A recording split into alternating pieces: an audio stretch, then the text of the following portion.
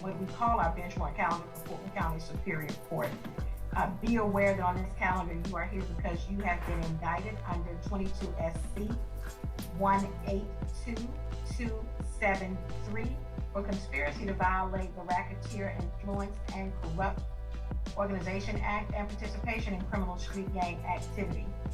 I brought you forward so that you can be put on notice that for the felony charges that you receive, you are to be presented before the judge, Honorable Judge Earl Glanville, at the next available calendar that will be presented in courtroom 8F at 9:30 a.m.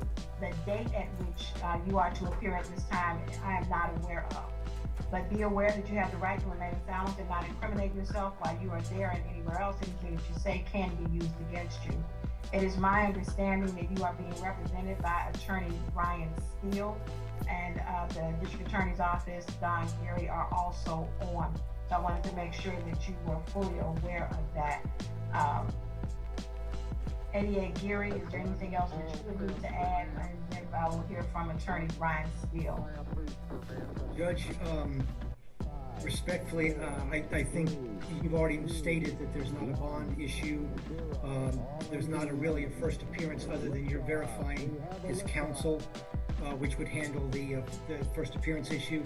One thing I want to put on the record, Judge, and thank you for giving me the opportunity, is at an appropriate time, we're going to file an objection or notice of objection to Attorney Steele.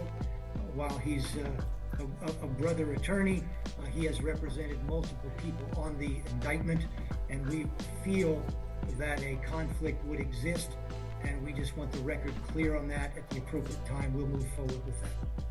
All right, anything, Attorney Steele? Good afternoon, Your Honor. Thank you so much, Mr. Williams. Your Honor, I do represent Mr. Williams. I've entered, or should be entered, an appearance as counsel.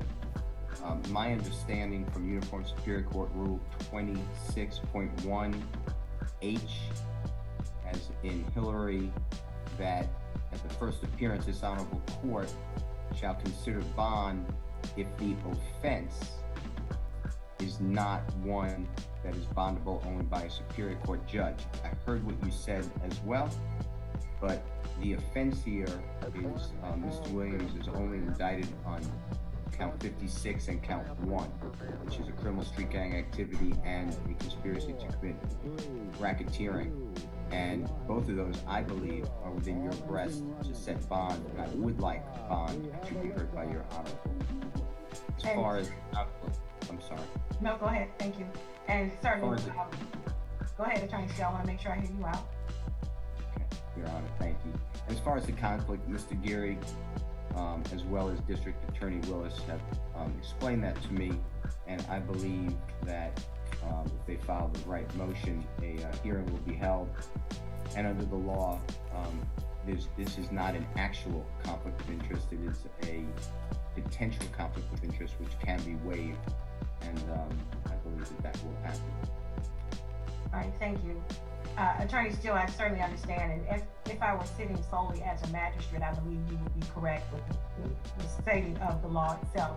But as I am sitting as Superior Court Fulton County delegated judge, there is a specific delegation order for which I am operating under that indicates that the authority to set bail is simply not delegated for any case, regardless of the charges involved, that has been indicted and assigned to the docket of the Superior Court judge. And that is the order in which I am following.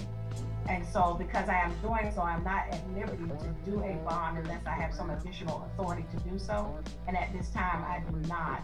So unfortunately, you will have to submit your motion for a bond directly to the Superior Court judge that is handling this case, which is Judge Earl Glanville. So do it. Right, certainly. So the order of the court on today is that he's been put on notice. He's not gotten a first appearance in that particular situation because he is indicted. He is not subject just to a warrant, and it was not a warrantless arrest. So that is where we stand at this time. Mr. Williams, I'm sure your attorney will reach out to you and give you further indication of what needs to happen in your case.